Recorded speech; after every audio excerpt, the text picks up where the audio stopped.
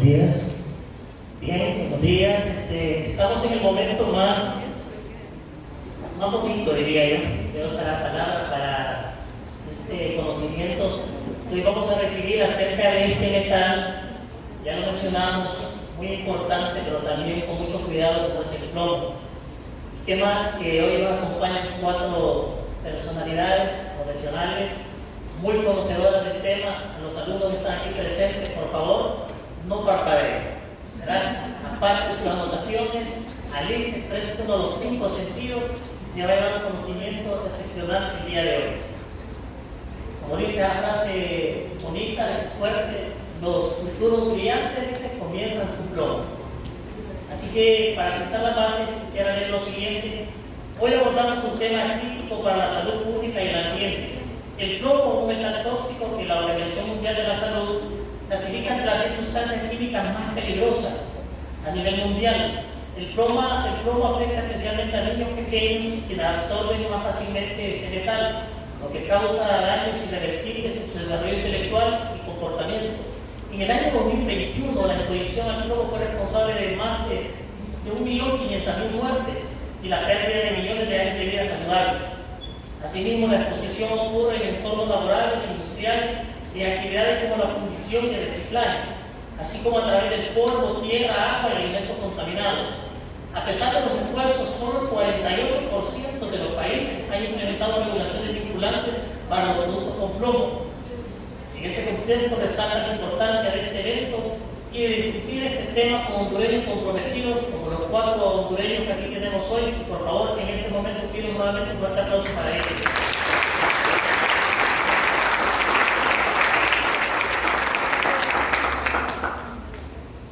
Ellos vamos a ampliar, vamos a hablar acerca de este metal.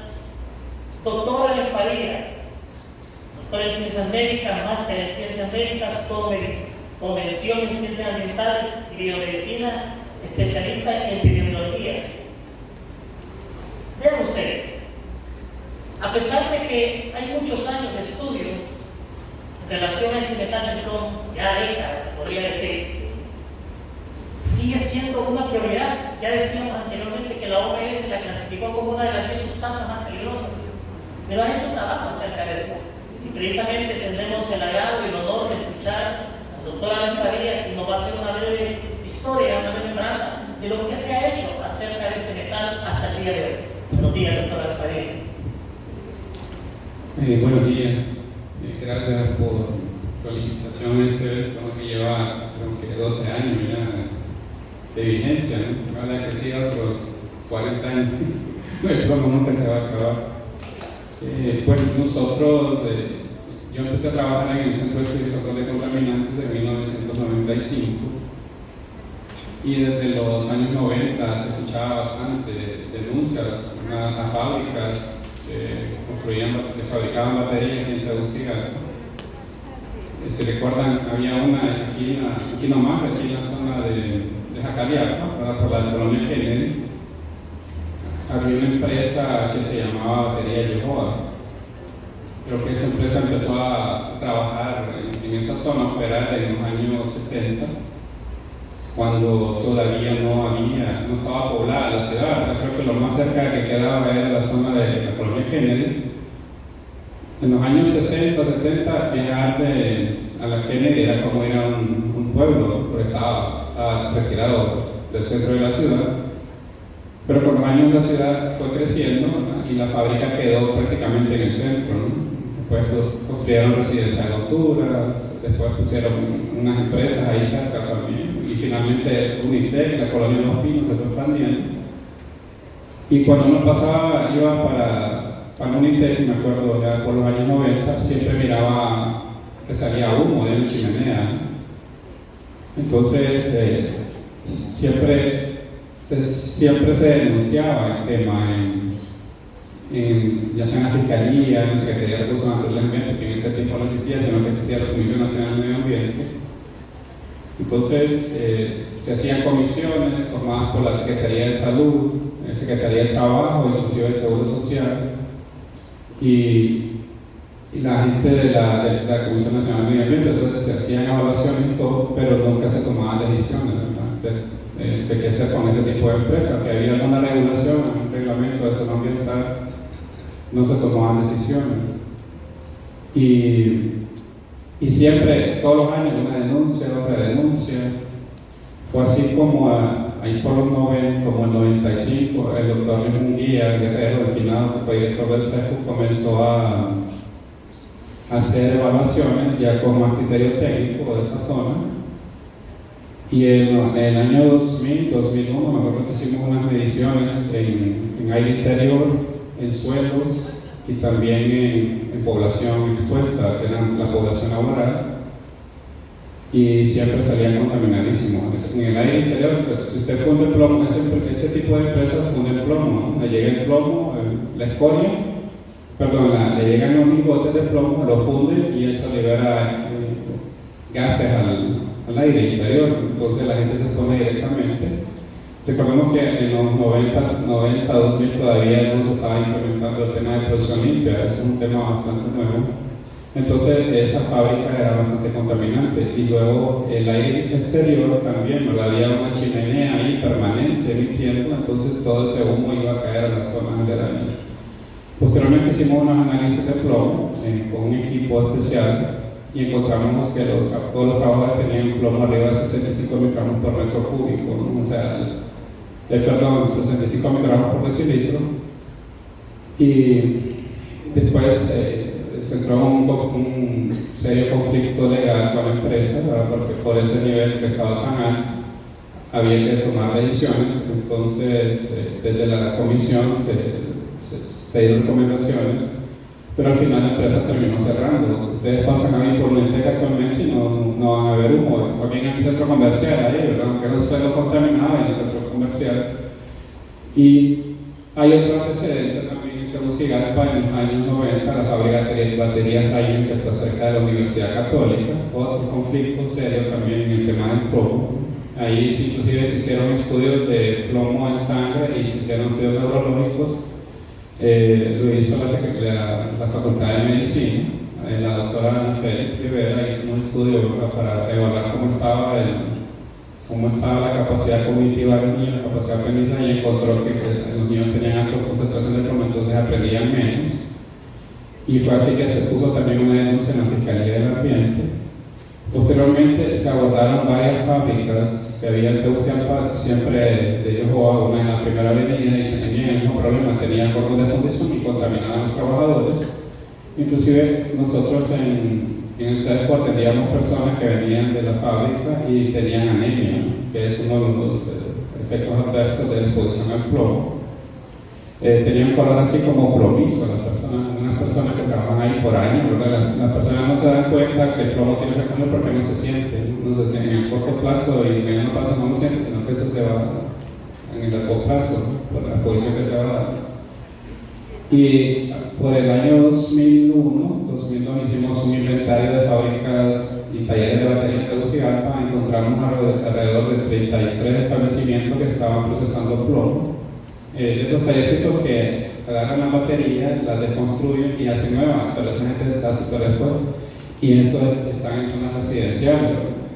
Y otro antecedente también son relevantes en los 90, toda la gasolina del país tenía plomo. O sea, si usted le pone un aditivo a la gasolina que tiene plomo, ¿qué va a pasar? El aire se va a contaminar. Y el plomo en la gasolina se empezó a usar desde 1923, casualmente estamos cumpliendo 100 años de uso de plomo. El año pasado cumplimos los 100 años de uso de plomo en la gasolina. Y hay un famoso científico estadounidense que inventó el plomo, agregar el tetratilo de plomo adicional para evitar la explosión del motor, para evitar esa combustión violenta, ¿verdad? Y no dañar el motor. Sin embargo, generó otro problema, se contaminó el planeta con plomo. El plomo se origina de forma natural a partir del uranio, es natural, tiene una concentración de 25 miligramos por kilogramo en cualquier suelo. Pero cuando se comenzó a emitir plomo, la gasolina se contaminó todo el planeta, ¿no? Y así, y luego en el año 53, Claire Patterson, otro científico estadounidense geoquímico famoso, fue el que dató la edad de la Tierra, es 4.500 millones de años. Este científico quería la edad de la Tierra, sin embargo, los equipos que usaba para la datación le salían con una interferencia altísima, ¿no? Y ese producto era el plomo, ¿no? Entonces comenzó a preguntarse de dónde venía todo el plomo, y ahí fue cuando asoció que la gasolina estaba contaminando todo el planeta, entonces que eso estaba exponiendo a toda la población a niveles altísimos de plomo, ¿no? Posteriormente, en los años 50, este científico, Patterson, comenzó a denunciar, ¿verdad?, que el plomo estaba contaminando el planeta, y entró en pleito con las empresas que le agregaban plomo a la gasolina, y todo ese proceso llevó a que en los años 70 se prohibiera el plomo a la gasolina en Estados Unidos, ¿no? En Honduras se prohibió en los 90, y eso tuvo un impacto directo en la calidad del aire, bajó unas concentraciones, pero había otro problema, eran las fábricas de baterías. En Tegucigalpa estaba contaminadísimo en los años 90, sé que muchos de ustedes son bastante jóvenes. De hecho, en el centro tenemos varios informes sobre la situación del plomo en Honduras, y si ustedes lo revisan, ese informe está disponible en internet, se llama Examen de plomo y cadmio en Honduras, van a encontrar como un antecedente de la situación del plomo, y nos vamos a encontrar que las concentraciones de plomo en personas que trabajan puede estar altísimo, y ese plomo también pasa al ambiente, entonces uno se expone. ¿Y cuál es el problema del plomo? Que en los niños daña el sistema nervioso central, ¿no? Desmieliniza la neurona, entonces no hay conducción nerviosa y uno aprende menos. Entonces se da que tiene gran impacto en la salud, y por eso es el lema, ¿no? Mente brillantes, libres de plomo, porque el plomo sí daña el sistema nervioso central. Ya le van a explicar acá un poquito. Entonces, haciendo un resumen, de los 90 para acá se han hecho medidas, ¿verdad?, para reducir el plomo en ambiente, la exposición laboral, y eso ha tenido impacto. Posteriormente, en el año 2005, se hizo una evaluación mundial de plomo y cadmio, ahí van aportes de Honduras, y a partir de ese informe surge la alianza plomo en pintura, porque la pintura era un aditivo era un agente que se le agregaba a las pinturas para dar el brillo, ¿verdad?, y darle mayor rendimiento de la vida. El problema es que el plomo queda ahí impregnado, porque es muy estable, ¿no? Es muy estable mañana y luego se va liberando, ¿no? Entonces, bueno, eso es un poquito de la historia. Ahorita afortunadamente ya no tenemos fábricas, pero sí hay sitios contaminados todavía, pero ya no es en los niveles que teníamos en los años 90. En los años en inicio de 2000 todavía había problemas, pero actualmente ese tema se ha controlado gracias a todas las acciones que se ha hecho desde el Centro de Estudio y Control de Contaminantes, Secretaría de Salud, hay otras instituciones que han participado con Secretaría de Trabajo. Gracias. Sí, bien, gracias, doctor. Si ustedes se fijan, el doctor referenciaba desde 1970, hace una remembranza de todos los acontecimientos, cómo se han ido evolucionando, hablaba de la industria, pero si ustedes como observadores pusieron atención también que hubo un cambio mencionado a través de la investigación. Ya vamos a tener la oportunidad con la doctora Ana Castillo, que nos va a revelar una investigación, y también hablaba el doctor de unos centros educativos que estaban ahí, donde la afección es los grupos, tanto los ancianos como los niños. Por eso aquí la doctora especialista, Shady, ya es un ratito, le va a hablar también acerca del tema de los niños. Y el doctor daba una membranza desde 1970, de hecho referenció el 1923, hablaba casi de un ciclo, de que se viene hablando de este metal, y de manera cronológica, pero en la actualidad, doctora Padilla, en la actualidad, ¿cuáles son las principales fuentes de exposición? Porque, como usted lo decía, en aquellos tiempos donde el aire estaba contaminado por el plomo y gasolina, tal vez aquí muchos no existían en ese momento, no estaban en este mundo, pero hoy en la actualidad, con esta nueva generación, ¿cuáles son las fuentes de exposición para que el público aquí presente tenga presente decir estas son las fuentes de exposición hoy en el 2024? Sí, el plomo es un tema vigente, inclusive hay un ciclo del plomo en la atmósfera. Desde la revolución industrial, ese plomo flota de forma natural y se concentra más en las zonas industrializadas. La exposición sigue siendo principalmente por la vía aérea, sobre todo cuando se funde el plomo, ese plomo se libera y pasa a la atmósfera, se concentra y se deposita. Los procesos de fundición de fábricas, cuando usted tiene la tecnología, siempre se libera. En la minería, de forma natural, el plomo Honduras, ustedes han escuchado una empresa que se llama El Mochito, ¿no? Es una empresa que tiene de estar en la zona de La Vega, Santa Bárbara, de 1948. Allá hay plomo de forma natural que queda sulfuro de plomo. Cuando usted extrae el plomo está encapsulado en roca, ¿no? Está bien sólido. Entonces, para procesarlo, cuando usted lo extrae, se convierte en óxido de plomo y es lo que se convierte posteriormente en la brosa, donde se hacen los lingotes o lo que usted ocupe para procesar el plomo, ¿no? Entonces, una de las fuentes principales es siempre la minería, pero el manejo de las baterías es otra de las fuentes súper importantes, ¿no? Lo que yo les comenté, en Tegucigalpa, hace unos años estaban las tres empresas, estaba Lightning, batería Yokohama y batería Omega también en la zona de donde está el Mall Premier, hacia el norte de Tegucigalpa, por el Instituto de Bogotá. Ahí sí hicimos un estudio, inclusive neurofisiológico, eran 12 trabajadores, todos tenían niveles arriba de 65 microgramos por decilitro de plomo en sangre, altísimo, ¿no? Y también tenían problemas ya de hipertensión algunos, personas sordas, porque también el plomo, como daña la vaina terminina, entonces reduce la conducción y puede producir sordera, mayor dosis, mayor concentración en sangre, entonces mayor efecto, ¿no? Entonces puede dañar cualquier órgano de la economía, ¿no? Y también aquí en ciudades como Tegucigalpa también se usan procesos de soldadura, ¿verdad? Muchas veces fabricar balas, también a veces se funde el plomo y se hacen balas, sobre todo para la cacería.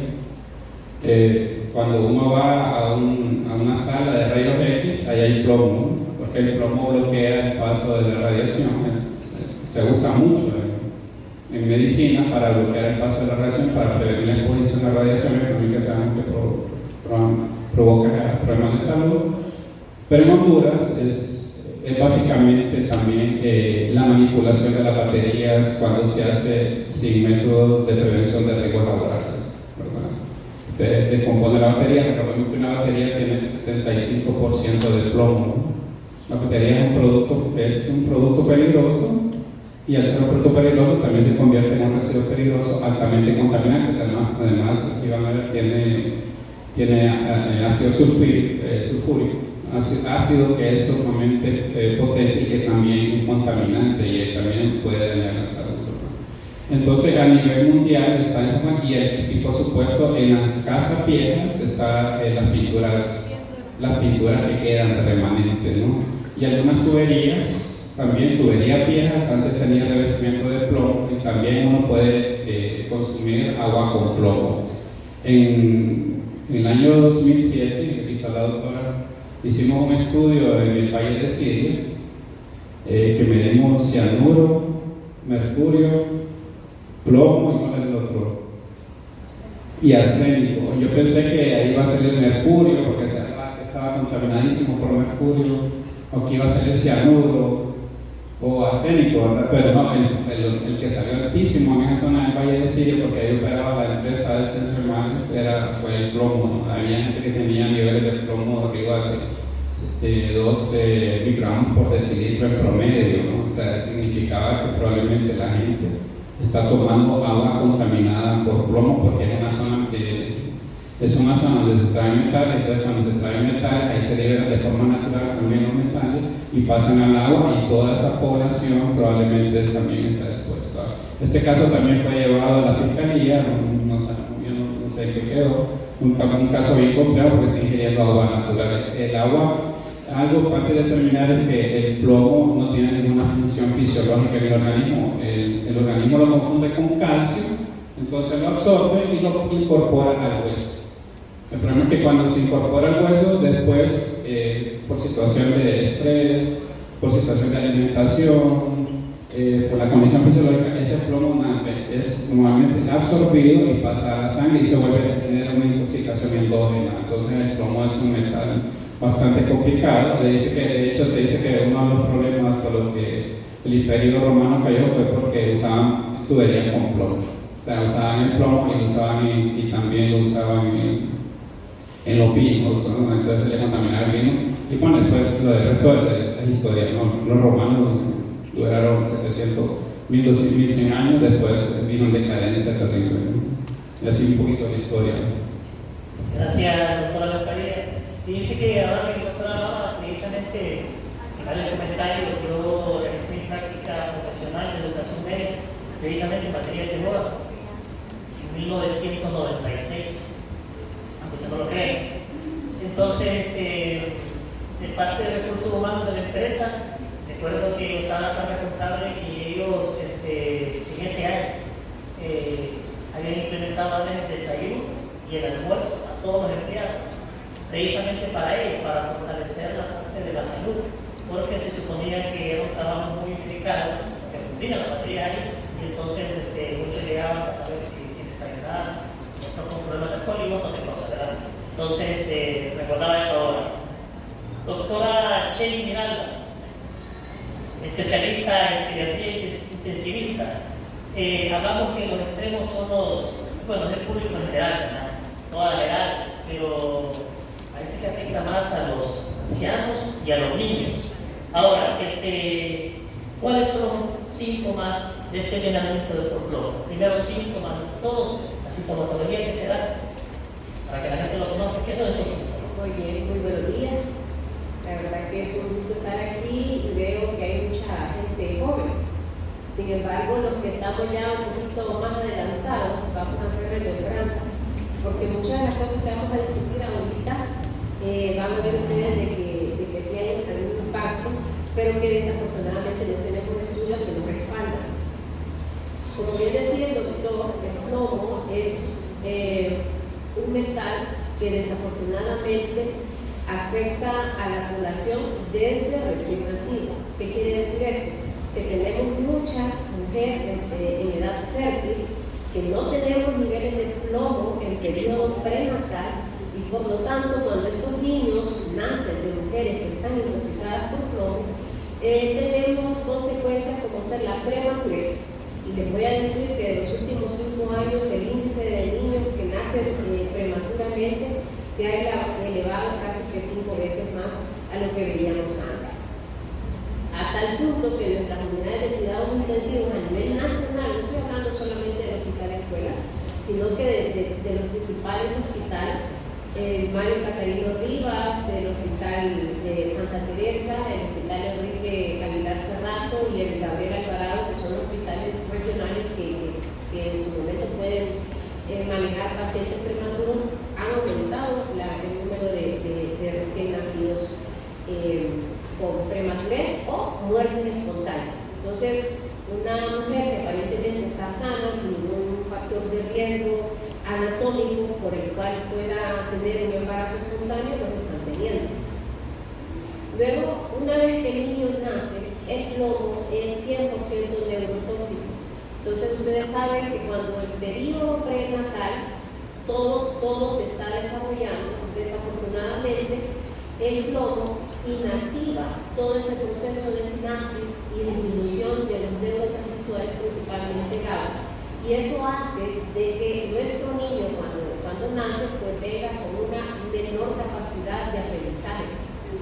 Tenemos también, desde el punto de vista neurológico, que hay actualmente la demanda de neurólogos pediatras ha aumentado, porque prácticamente tenemos una elevación de niños con trastornos de aprendizaje, déficit de aprendizaje, que lo vemos desde el periodo que están en preescolar.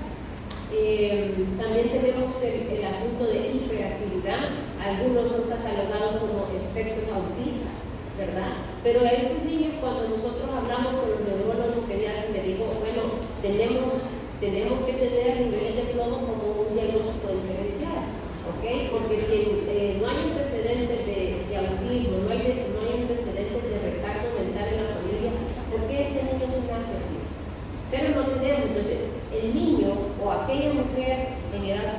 que viene de factores de riesgo que el doctor ya nos hizo una amplia explicación de que si ha convivido en los últimos 10 años en áreas donde han habido fábricas, en ciudades altamente tóxicas como Tegucigalpa, San Pedro Sula.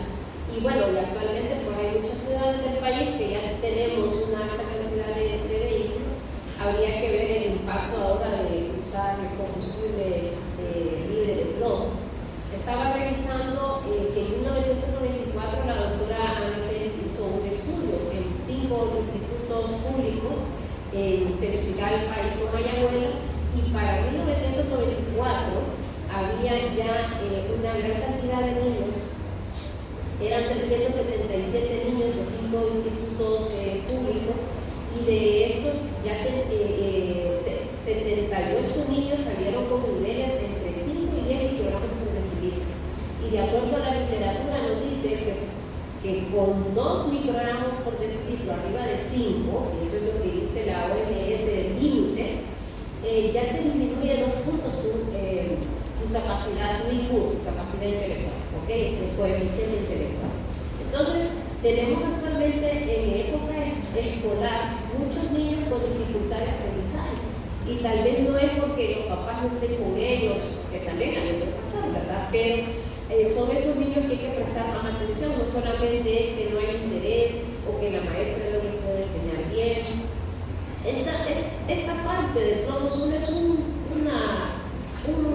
como un escenario, pero aquí necesitamos involucrarnos más en el sector salud, el sector educación, para ir determinando cómo estamos actualmente en nuestra población con los niveles.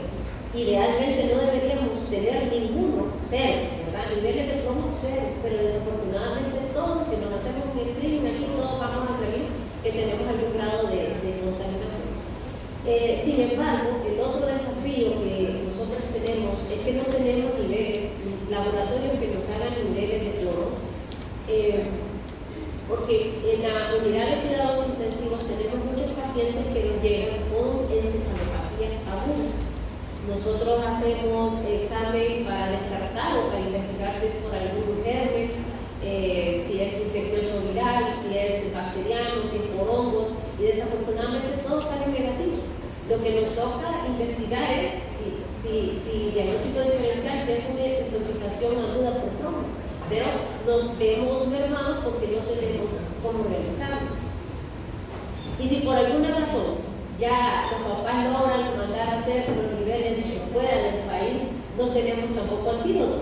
Entonces, como toxicóloga clínica, a veces nos sentimos frustrados porque estamos como con las manos atadas, no tenemos cómo tratar a nuestros pacientes, ¿verdad? Y hasta hace poco hemos estado a través del CENTOX, que hemos trabajado mucho de la mano, y a través de la Secretaría de Salud, la introducción de nuevos antídotos, que no las tenemos. Entonces, eso por un lado, la parte de las encefalopatías agudas, y luego vienen las encefalopatías crónicas. Son los pacientes que ya los miramos a nivel de los ancianos, las personas de la tercera edad, o personas que no hay ningún antecedente de demencia en la familia, y son personas, podríamos decirlo, que de los 50, 60 años, presentando manifestaciones de demencia. ¿Okay? Tenemos también personas que se han dedicado, ya sea a trabajar con baterías, se han dedicado a la mecánica automotriz, que han estado expuestos de alguna manera a este tipo de productos y empiezan a presentar soledad. Van con el otorrino tratando de averiguar cuál es el problema, si hay algún problema anatómico, y desafortunadamente todos los exámenes salen bien, pero con una dificultad o una pérdida de los decibeles de la audición. Todo eso, jóvenes, está más asociado a la intoxicación por plomo, que tenemos que pensar. Es un diagnóstico que no es mucho los que lo piensan. Entonces, luego vienen los niños que están con cólicos recurrentes. Van con el pediatra, van con el gastroenterólogo, le inician un tratamiento, le inician el otro, le quitan la leche, que es intolerante a la lactosa, y empieza a crear letanía. El plomo tiene esa capacidad de afectar el músculo liso del intestino, tanto del y lo que hace es un peristaltismo, ¿verdad?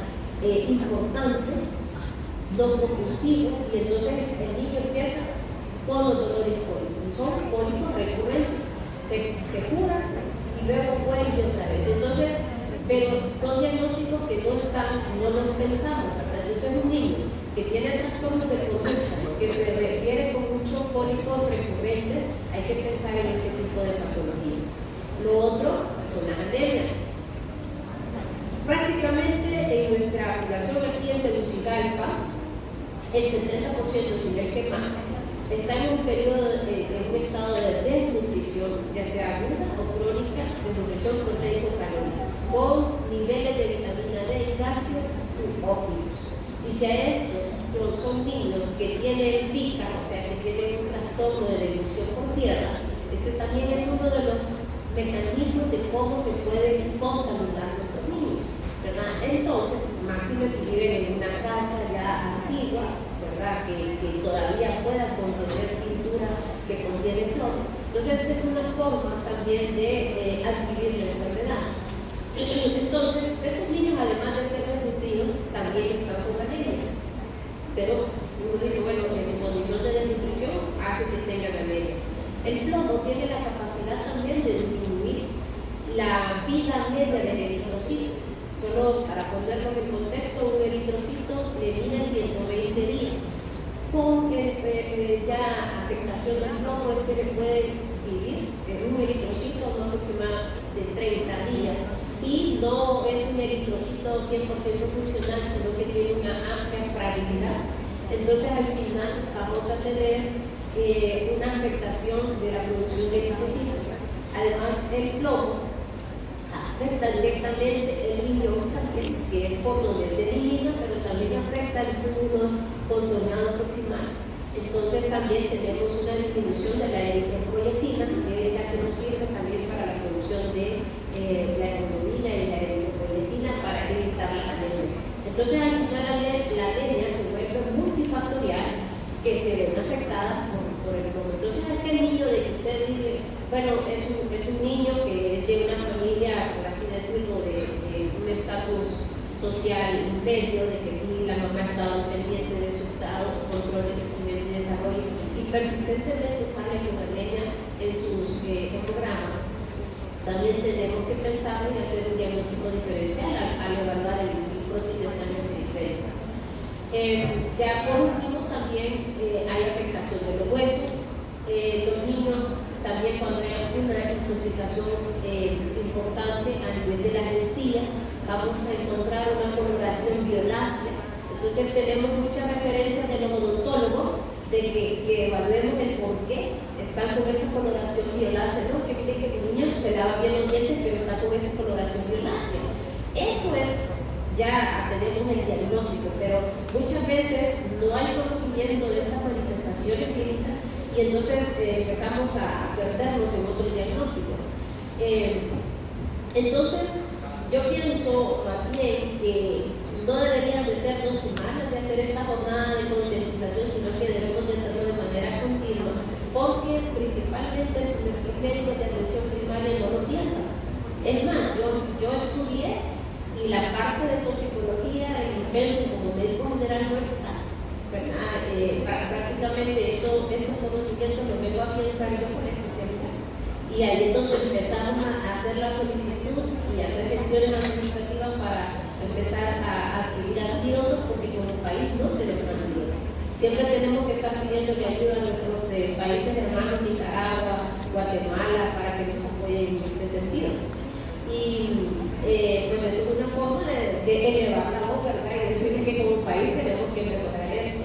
Y me alegra mucho de que hay otras organizaciones interesadas en esta problemática. Es una problemática, jóvenes. Las mujeres en edad fértil, aparte de indagar, de que no padezcan de ninguna otra enfermedad, que lo que es mandatorio hacer los niveles de plomo en sangre, y luego estos niños que tienen estos problemas de aprendizaje, déficit de atención o catalogados como efectos autistas, hiperactividad, deberíamos de hacer este tipo de niveles de plomo Incentivar, ¿verdad?, también a nuestras autoridades a adquirir los antídotos, porque de nada me sirve, ok, si tengo mi paciente que tiene niveles tóxicos de plomo importante, pero no tengo cómo manejarlo. Al final, mi paciente, porque he tenido experiencias de pacientes que yo estoy 100% segura que la encefalopatía que presentaron fue por intoxicación de plomo, porque venían de áreas con mucha demanda de plomo. Sin embargo, solo nos quedamos con sospecha, porque no tenemos cómo confirmarlo. Y desafortunadamente, si una encefalopatía aguda tiene una mortalidad casi del 25%. Si sacamos adelante este niño, lo que yo le voy a entregar a esa familia es un niño con retardo mental, desafortunadamente. Es un niño con una parálisis cerebral infantil que va a necesitar un apoyo multidisciplinario, gastroenterología, neurología, teletón, ¿verdad? Entonces, ¿qué estamos entregando a la sociedad? Y entonces, de ahí, si queremos tener niños con futuros brillantes, tenemos que tomar conciencia desde antes de concebirlos. Muchas gracias. Mire, doctora, que ya me cambió usted aquí el guión, porque vea, yo ando hablando con estos niños en casa. Muy poco, bien, todos, ¿sabes?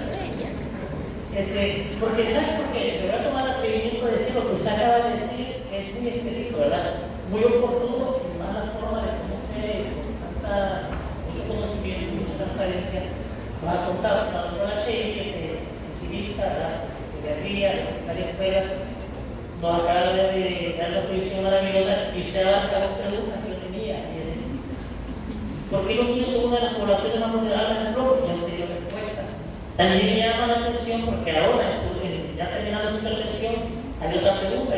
¿Puede comentar su experiencia en cuanto a casos clínicos de sospecha o confirmación de intoxicación por globo? Usted lo acaba de mencionar. Yo le voy a pedir una pregunta, ¿verdad? Ya lo que estamos de edad, porque ya no es que cobre. Pero al que estamos de edad, yo cambié la pregunta porque no preguntaba si alguien tiene niños. Porque si ahora mismo nosotros en casa vemos a un hermanito, un hijo, sobrino, nieto, tataranieto, que presenta alguna de las características que usted acaba de mencionar, ¿qué es lo que debería hacer yo hoy, por ejemplo, martes 5 de noviembre del año 2024? Sí, definitivamente tenemos que hacerle un panel, primero un examen físico, un examen neurológico, ¿okay? El hemograma que tiene que ir así de cajón con su proteína de sangre periférica, y pues si tiene la capacidad de mandar a hacer los niveles de plomo fuera, pues tendrían que realizarse. Ese sería el primer paso. Sí, es que vean, si en una familia no hay antecedentes, como les digo yo, porque estos problemas neurológicos tienen su trasfondo genético, ¿ok? Muchas patologías, síndrome hipotónico, porque también se puede comportar como un síndrome hipotónico, tiene su trasfondo genético, tiene trastornos recesivos o dominantes, lo que ustedes quieren, pero hay un antecedente en la familia. Entonces, por eso uno cuando hace la historia clínica pregunta, de la familia del papá, el abuelo o de un tío, ¿tuvo algún problema neurológico de epilepsia o de convulsiones? No. Entonces es importante interrogar a la familia, tanto de la mamá como del papá. Si todo está negativo y que la información es 100% confiable, yo no puedo descartar intoxicación por plomo, máxime si viene de una zona donde hay una fábrica, donde tiene 10 años de estar viviendo cerca de un lugar donde se ha producido o que está en contacto con plomo. O sea, estos factores de riesgo tenemos que tomarlos en cuenta. El doctor nos dio una charla lindísima desde que, o sea, que todos aquí van a preguntar a sus familiares si vivían allá por Jacariapa, por la Kennedy, zonas aledañas donde estaban las fábricas de barbería, que en lo que es Tegucigalpa es uno de los principales factores de riesgo. Si viven por Santa Bárbara, zonas aledañas a las minerías, ¿ok? Que eso tenemos que pensar. Entonces, o si vivimos, la otra, ¿sí? el Valle del Siria, que también ya tenemos un estudio, y los otros jóvenes. Los colonias urbanos marginales que dependen, que no tienen agua y que dependen de una pipa de agua, que no sabemos si esa soldadura no fue con plomo. Hay muchas pipas de agua que cuando se les hacen los niveles traen agua contaminada por transportar el agua en esas pipas de agua. Entonces tenemos que tomarnos el tiempo de interrogar todo eso, ¿verdad? Todos estos son factores de riesgo que tenemos que tomar en cuenta, y si todo eso es positivo, pues es mandatorio mandar a hacer los niveles y hacer la evaluación pertinente. Aquí tenemos que irnos con el acompañamiento de neurología, porque definitivamente estos niños tienen inhibición de los neurotransmisores cognitivos, principalmente GABA, y pues desafortunadamente son daños irreversibles que necesitamos el apoyo de eso. Muchos niños empiezan también con trastornos compulsivos porque que son difícil control. Es más, quedan catalogados como epilepsia de difícil control hasta con 3-4 diferenciales. Muchas gracias. Es que bien informado hemos quedado en cuanto a esta parte. Sí, una intervención. Nada más para ampliar un poquito, la doctora habló del aumento de problemas cognitivos y de aprendizaje en niños. Ese tema es multifactorial. Recordemos que el cerebro en los niños alcanza el top, bueno, en el humano alcanza lo más alto de crecimiento de toda la masa cortical a 5 o 6 años, o sea, 100%, pero que un niño aprende tan rápido. Entonces, cuando se expone a una sustancia y se le da el no se está yendo a aprender rápido, entonces queda con un déficit, y eso es para toda la vida, ¿no? Una niña puede ser severa a un niño y dañarle el aprendizaje. Lo otro que en Estados Unidos hay varios estudios, hay seguimiento, el autismo, solo un dato, ¿no? En 1970, 1 de cada 10.000 niños nacía con autismo, ¿no? En Estados Unidos. En Estados Unidos los epidemiólogos son meticulosos que hacen investigaciones de años, ¿no? Anoten el dato, en 1970, 1 de cada 10.000 niños tenía autismo en Estados Unidos. Ahora, ¿cuánto creen ustedes que hagan de la estadística? ¿Cuánto creen? 1 de 36. Si ustedes van a Estados Unidos o tienen familiares estadounidenses, probablemente se va a encontrar con un niño autista. O sea, la probabilidad es altísima. Y uno de los factores es que en los años 70, el nivel de plomo en aire, como comenté, de 1923 era altísimo, porque se le agregaba de aditivo a la gasolina el plomo, entonces se contaminó todo el país. Y si a eso le suma el uso masivo de DDT en los años 30 en Estados Unidos, que derivó en el libro de Primavera Silenciosa de Rachel Carson, y así, y ahora hay otros riesgos peores todavía. ¿Cuáles creen que es? El bioplástico, los plásticos, los polímeros. Nos estamos poniendo el plástico en las ollas, por ejemplo, en las ollas, todo ese teflón, cuando se descascara la olla, ese teflón pasa a la sangre, y eso se convierte en nanopartículas, y la nanopartícula interfiere con los mecanismos neuronales, ¿no? Con las hormonas, con todo. O sea, hay toda una toxicidad que se da actualmente. Entonces, en Estados Unidos tenemos esa estadística de 1 de cada 36 niños está con autismo, y es multifactorial, y eso va en relación directa a la exposición a una diversidad de agentes químicos. No solo nada más para agregar, doctora. Gracias, doctora Gasparín. Verdaderamente, doctora, tiene razón usted. Vamos a tener que pasar de la Semana Internacional al Mes Internacional, ¿verdad? Para abarcar todos estos temas.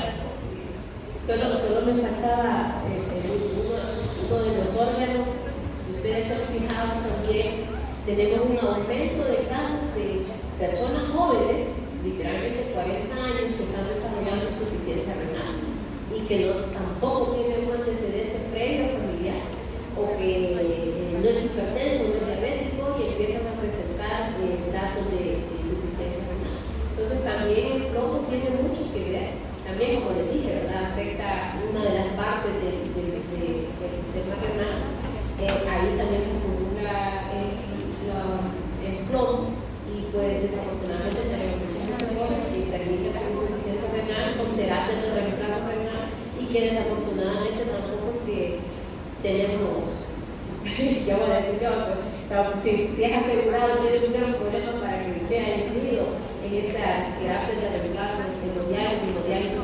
Entonces, vuelvo y repito, el plomo son dos cosas, pueden manifestarse de manera aguda, pero casi que más del 50% se presenta de manera crónica y lo vemos en personas jóvenes de 50 años en adelante ya con patologías que no deberían de tener. Hay que considerarlo en muchos de los estudios, ¿verdad? Para poder descartar y tener un diagnóstico completo.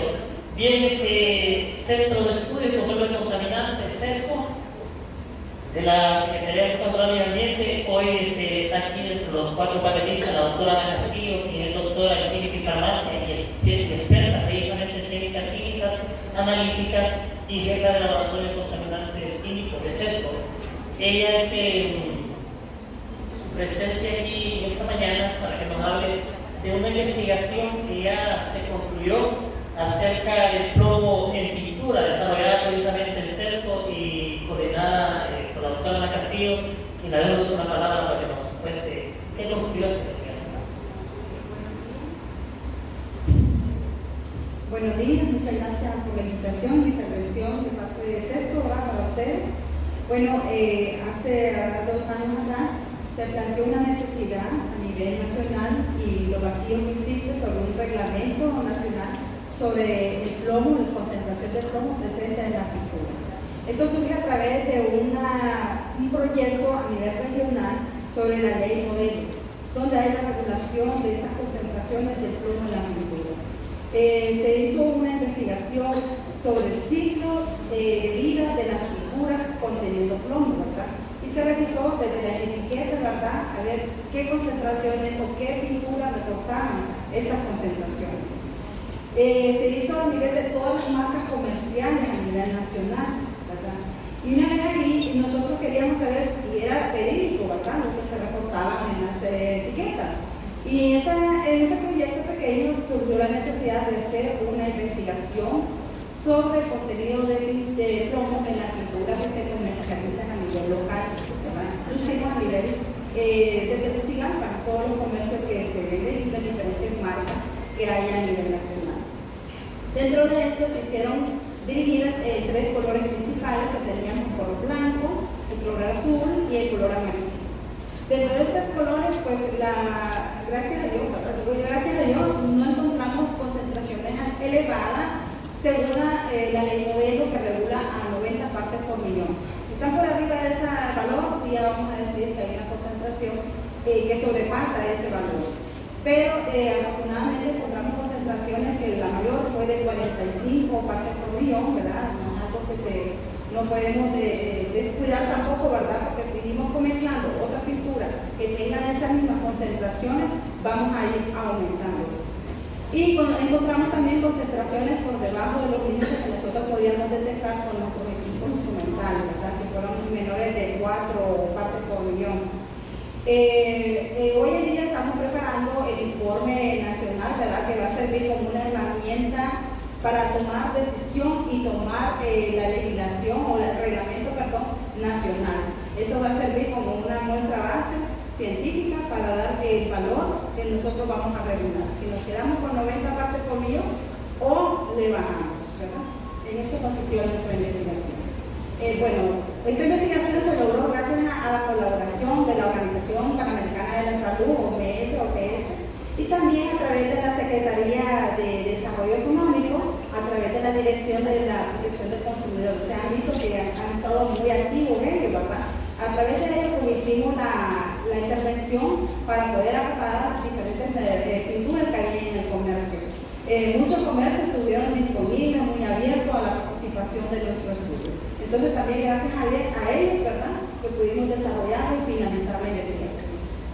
Excelente, y se tiene ese producto, como decía el viceministro en su intervención, es una herramienta, ¿verdad?, para hacer política, decía él, y para tomar decisiones. Bien, ya precisamente hablando de pinturas, como lo decía la doctora Ana Castillo, Pinturas Americanas, ¿verdad?, una empresa de producción de pinturas aquí en el país, conocida, ¿verdad? Una empresa, hoy la ingeniera Debbie Contreras hace representación de esta empresa, precisamente para ser parte de este panel. Ahora, por los análisis que se han hecho de esta pintura, sabemos que está libre de plomo, ¿verdad? Pero quizás puede usted comentarnos desde cuándo ustedes son productores nacionales de pintura y, como ya lo dije yo, el proceso para que esta pintura garantice libertad de plomo.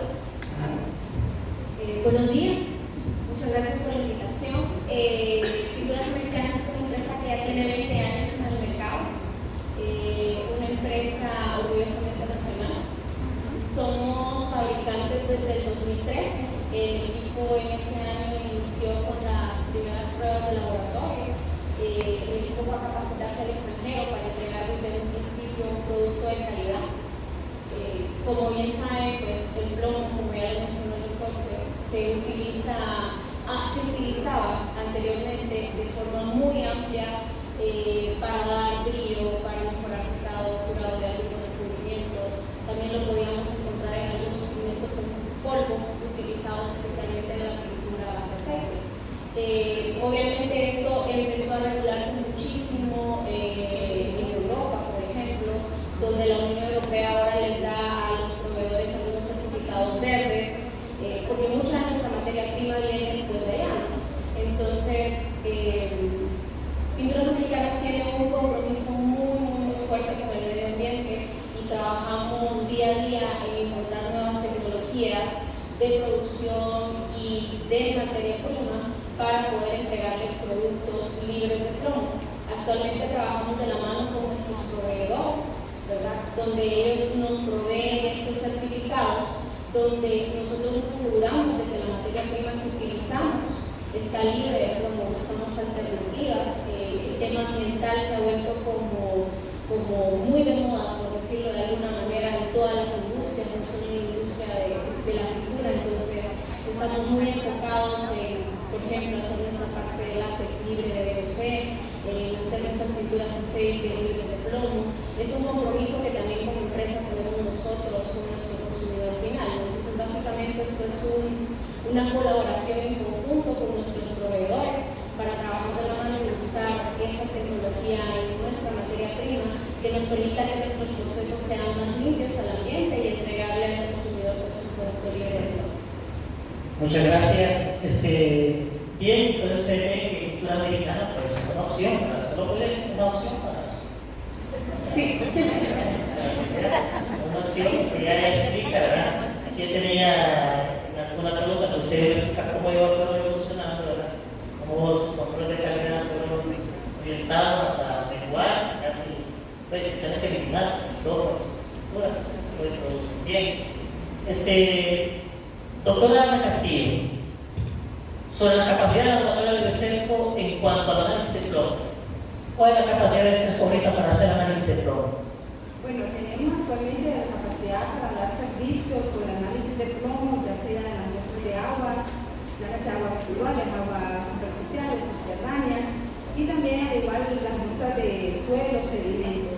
Bueno, nuestro objetivo como laboratorio es evaluar o determinar análisis sobre la contaminación hacia el ambiente. Obviamente hemos intervenido en otras áreas que no es nuestra competencia, como decía la doctora, la parte de plomo en sangre, ¿verdad? Lo hemos hecho como interés de una investigación puntual que se ha desarrollado en la ISAPRES, ¿verdad? Y también algunas intervenciones que nos han pedido de parte de la Universidad Autónoma, análisis de algunos elementos, principalmente el plomo en sangre también. Pero, bueno, como les digo, no es nuestro alcance como laboratorio, sino dividido mucho a la parte ambiental. Y a nivel nacional, pues no tenemos muchas capacidades en la parte toxicológica para poder hacer esas evaluaciones de esos elementos, no solamente de plomo, sino que hay otros elementos tóxicos, ¿verdad?, que no tenemos a nivel nacional esas capacidades. Hay laboratorios dedicados a la análisis de plomo, pero con otros fines, la parte agrícola, ¿verdad?, para ver la calidad del suelo, la parte agrícola, ¿verdad?, también ver los productos terminados, los procesos, si hay contaminación en la parte ambiental, pero ya dirigido a la parte clínica no existen capacidades. incluso para hacer el análisis de plomo en pinturas, nosotros no tenemos la capacidad, o sea, no es nuestro rol constantemente estar haciendo análisis, pero con un interés, aparte ambiental, implementamos la metodología para dar el servicio. Gracias. Doctora Farías, comentarios sobre la investigación plomo en sangre. Con gusto. En el 2001, la Organización Panamericana de la Salud nos donó un equipo que es de tamizaje para se llama LETER. Era la versión de 2000-2001. Es un equipo que usted es como un sensor, ¿verdad? Está una muestra con una lanceta, una muestra de sangre en el pulpejo entero, lo extrae con un capilar, eso trae una tira, entonces se coloca la sangre en la tira y en un minuto le tira el resultado. El límite de detección era de ese equipo de 65 microgramos por decilitro. O sea, límite de detección significa cuánto le detecta, cuánto le mide, de 0 a 65. Si quiere más límite de detección, tiene que hacerlo por otro método, otro método de detección atómica, otro método más sensible. Sin embargo, ese equipo era como novedoso aquí en el país y nosotros le hacíamos esta riqueza, también conocida y también le hacíamos a todos los trabajadores. Le hicimos a los trabajadores de la fábrica de Omega, a los de batería Yucoa, gente que llegaba a pedir servicio. Recuerdo que el doctor Fabricio Díaz, un connotado neurólogo del Instituto Unido de Seguridad Social, se dio cuenta de que nosotros teníamos un equipo. Entonces, de forma rutinaria nos mandaba personas, ¿verdad? Una vez nos mandó, me acuerdo que mandó a una persona que tenía un dolor de estómago y le pregunté por qué se hacía el examen y ella me dijo que me respondió que le dolía, tenía un dolor de estómago, como mencionó la doctora, porque eso daña la fibra, como el plomo daña la fibra nerviosa. Entonces aquí el estómago es el segundo cerebro, está lleno de neuronas y ahí es donde se produce la serotonina. Entonces cuando usted daña la neurona de los intestinos, entonces se va a deprimir, ¿no? Por eso cuando uno enferma de diarrea o se enferma el estómago, el estado de ánimo se le viene inmediatamente al suelo porque no produce serotonina. Esa persona, yo le pregunté que por qué venía, no me llamó el doctor Fabricio Díaz del seguro y me examinó y yo que tenía un dolor y en que trabajamos en una empresa en Amarateca que fundimos plomo y un poco de plomo y le hice la medición ahí y salió en 12 microgramos por decilitro. Me acuerdo porque está publicado el artículo del examen de plomo interno. Porque el nivel es bajo relativamente, porque hemos visto trabajadores con 110, tenían los trabajadores de fábrica de batería y algunos, o sea, a nivel de 10 veces más. Entonces le preguntamos qué hacían, nos fundimos plomo porque producimos pesitas para pescar y la mandamos a Estados Unidos, producimos varios. Entonces nosotros inmediatamente hablé con mi jefe, el doctor Luis en ese momento, hicimos un grupo de trabajo con el Seguro Social, con la Secretaría de Trabajo y Seguridad Social, con la Fiscalía y también con la Secretaría de Salud y nos fuimos. Y efectivamente, ahí cerca de la cárcel de Támara, hay unas zonas industriales, ¿verdad? Hay unas grandes calderas ahí grandísimas y hay 4 hornos que estaban fundiendo y en esos hornos que estaban fundiendo había 200 trabajadores, como que teníamos los hornos acá, un espacio cerrado y les hicimos plomo a los trabajadores. Había unos que andaban en 50, otros 65 y me acuerdo que eso fue un escándalo porque nosotros nos fuimos a meter ahí sin autorización de la ministra Patricia Panqui y lo que hicieron fue después el jefe, el dueño de la empresa nos mandó a llamar y nos encargó ahí con ellos porque habíamos ido a hacer esa evaluación. Para no hacerles largo el cuento, esa empresa tuvo que cerrar y lo que hicieron después fue trasladar los hornos a la cárcel de Támara, ¿no? Fuimos también y ahí también hornos, 4 hornos. O sea, no hay conciencia, ¿no? No hay conciencia en este tema que es sumamente, el plomo es tóxico. Ya lo sabían los griegos, lo sabían los romanos, pero nosotros no lo sabemos, ¿no? Hace 1500 años, ¿no? ya lo sabían los egipcios cómo manipular el plomo, pero nosotros sabemos que tiene efectos en salud. Entonces esa empresa cerró, eso está publicado, ¿verdad? Todo lo que estoy mencionando está publicado. Y también un niño de 5 años que me vino, lo vieron en pediatría de materno infantil, nos mandaron a CESCO para que le hiciéramos plomo. El niño tenía nivel de plomo de 10 o 12 microgramos por decilitro. Es un niño que estaba anémico, no le podía controlar lo que usted comenta, tenía una anemia severa, el niño no podía controlar, y tenía, aparte de anemia, tenía una diarrea que no se le controlaba. ¿Y dónde cree que venía? De la zona del Mochito. El papá trabajaba en la mina, ¿no? Y después yo le di las recomendaciones al papá. Eso se trata, cuando las concentraciones no son muy altas, lo puede tratar con sulfato, perdón, puede tratar con magnesio, con multivitamínicos también, porque captura con zinc, sulfato de zinc, captura el plomo y lo elimina. Entonces, porque un alemán me dijo que es un miópata, un médico famoso alemán, que en Alemania, cuando son intoxicaciones leves por plomo, a las personas se le da sulfato de zinc en cucharita, 1 o 2, 3 cucharitas al día, depende, y eso agarra el plomo, no se secuestra y lo elimina, ¿no? Entonces, eso se usa cuando no es muy alto, ¿no? Pero también la persona tiene que estar bien alimentada. Entonces, ese niño lo hicimos, lo llevaban a pediatría siempre, el hospital San Felipe, perdón, el hospital de escuela, el materno, y no le llamaban, o sea, no sabía qué pasaba con el niño. Entonces, yo lo vi como 3 o 4 veces, está publicado también. Y ese niño tenía problemas de crecimiento, la diarrea, la anemia y probablemente un déficit cognitivo. Entonces yo le daba instrucciones al papá y el papá como que fue al servicio de ahí que tienen de salud ocupacional de la empresa, y después vino uno de los encargados de la empresa a decirme que ahí no hay contaminación por plomo. Yo me reía porque, o sea, trabaja con plomo, vive con plomo, y me viene a decir que no hay, la empresa extrae brosa, óxido que se genera óxido de plomo, la galena. Entonces me viene con el señor bien, y hay un profesional universitario, y me viene a decir a mí que ese plomo, que probablemente el niño está intoxicado, es por otra causa, o por pintura, no sé, cualquier cosa, pero no por la empresa, ¿no? O sea, ahí hay plomo, es forma natural, ¿no? Este niño está intoxicado.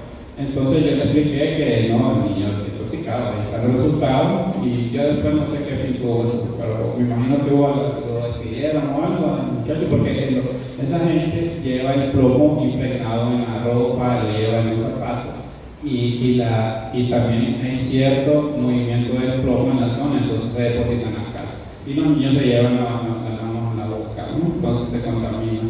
Entonces sí se ocupa el tema de toxicología, no solo para plomo, para mercurio, para arsénico.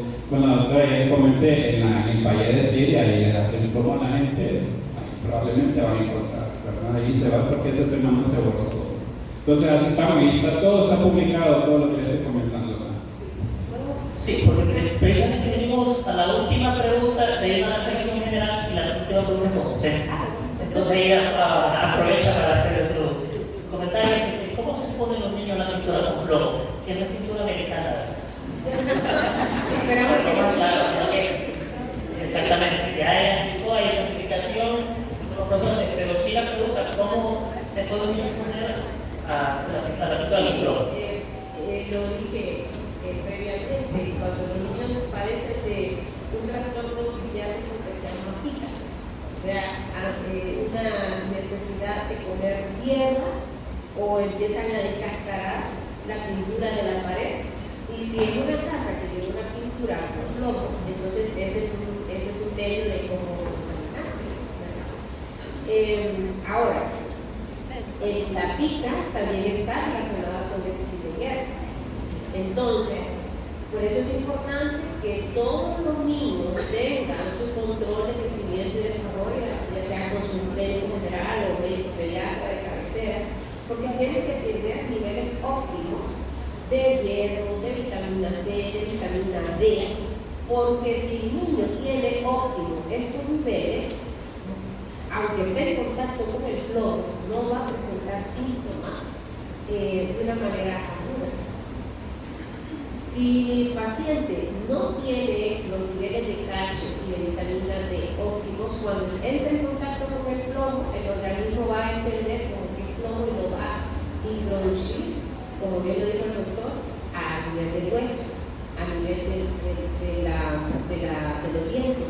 Entonces, todo lleva una repercusión. Aquí al final el mensaje es que si tenemos un niño con un adecuado estado nutricional, con sus niveles de vitaminas de manera óptima, muy probablemente, aunque esté en contacto con el plomo, no va a presentar los síntomas tan severos como al final son los que llevan a una mala evolución del paciente. Si no tiene anemia, si tiene niveles óptimos de hierro, pues no va a tener esa necesidad de estar comiendo tierra o de estar descascarando las paredes. Entonces, al final, ese es el último mensaje. Bien, gracias, doctora. Venimos con una reflexión final para los cuatro. Vamos a comenzar con la ingeniera Delia Contreras. Dos preguntas y una. Vean ustedes. ¿Qué medidas de prevención recomendaría usted a la población en general? Y también qué recomendaciones tiene para el gobierno en cuanto a este tema del doctor. Tómese un minuto. No, pues realmente para la población en general que nos tomemos este tema pues con total seriedad, ya que pues las personas más vulnerables son los niños y nuestras personas adultas, o sea, seres queridos que tenemos en casa. Entonces tenemos que cuidar la calidad de los productos que utilizamos a nivel de pintura, juguetes incluso para los niños.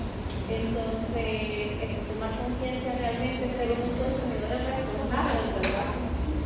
Y el tema de la ley, yo creo que a nivel país va a ser muy beneficioso si logramos tener esta restricción, porque nos va a permitir no solo importar, sino exportar, porque al momento de exportar nuestro producto tenemos que cumplir con ciertos lineamientos donde nosotros por conciencia propia los estamos cumpliendo, pero es necesario que a nivel nacional esto se regule para poder ser competitivos versus otras marcas que ya tienen esta certificación. Yo creo que tener esta regulación le va a permitir a Honduras como país abrirse puertas en cuanto al comercio exterior.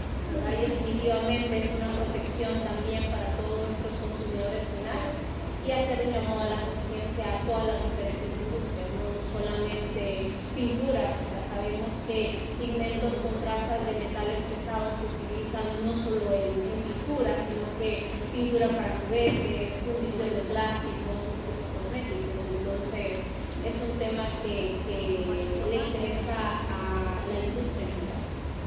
Muchas gracias, mi hermano. Doctora Ana Castillo. Bueno, desde mi parte del trabajo, seguir impulsando la parte de investigación y brindar estos productos a la población. Y seguir adelante con el laboratorio ampliando más las capacidades para hacer otras matrices de interés nacional. Como ejemplo, tenemos el estudio que vamos a hacer para este año sobre la parte de los juguetes que tienen pintura, para ver qué productos están interesando, si hay contaminación de este elemento en los juguetes. Doctora Shane. Yo sí quiero aquí públicamente solicitar que nos apoyen, porque yo sí estoy interesada en hacer un estudio actual sobre nuestros niños, qué tan intoxicados están. Podemos volver a retomar el mismo diseño que hizo la doctora Félix en 1994. 5 instituciones públicas, niños en edad de 4 a 6 años, que son como que dice, lo que ya presentan mayores síntomas, y determinar sus niveles en sangre. Y esto nos puede dar una orientación de cómo estamos actualmente, ¿verdad? Solo es una muestra de todo un país y que se nos hagan los niveles en sangre. Ahorita que estoy viendo a la directora, pues ya está dando el visto bueno, solo es plantearnos, sentarnos con la coordinadora de investigación y coordinar. Y el aplauso vino a cerrar. Sí, definitivamente que como país tenemos que adelantar, seguir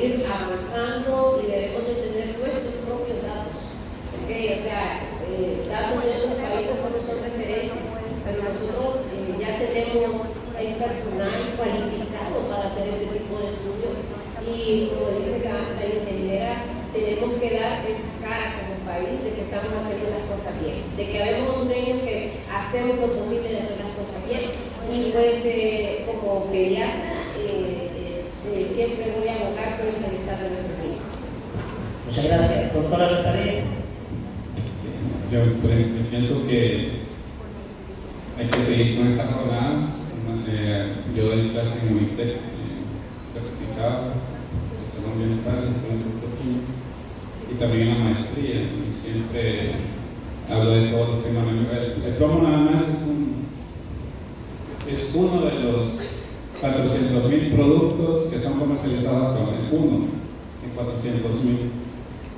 Y químicamente hay más de 200 millones de moléculas, ¿no?, que circulan en el planeta, y eso se regula, y todos los días se producen nuevos productos químicos.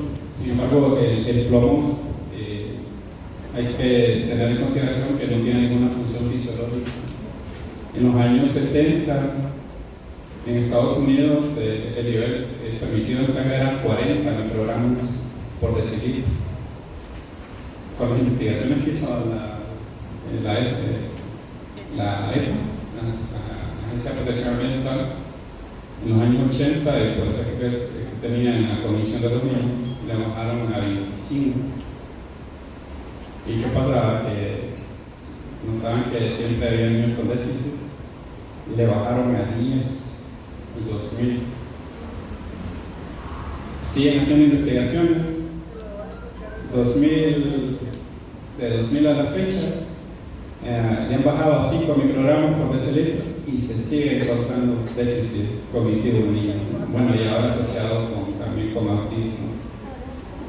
Y el autismo es multifactorial, pero puede ser que también toda esa exposición antigua que se ha tenido al plomo también ha dañado los genes, ¿no? Entonces, por ahí se siguen haciendo investigación. Entonces, el consenso actual es que el plomo no tendría por qué estar en sangre. O sea, y si ahorita, ya lo comentó la doctora, nos hacemos un examen, todos aquí vamos a andar en 2 microgramos por decilitro, o sea que todos hemos estado expuestos. Nosotros que trabajamos en sesco, niveles de plomo en sangre llegaron a 10 microgramos por decilitro. La diferencia es que uno está bien alimentado,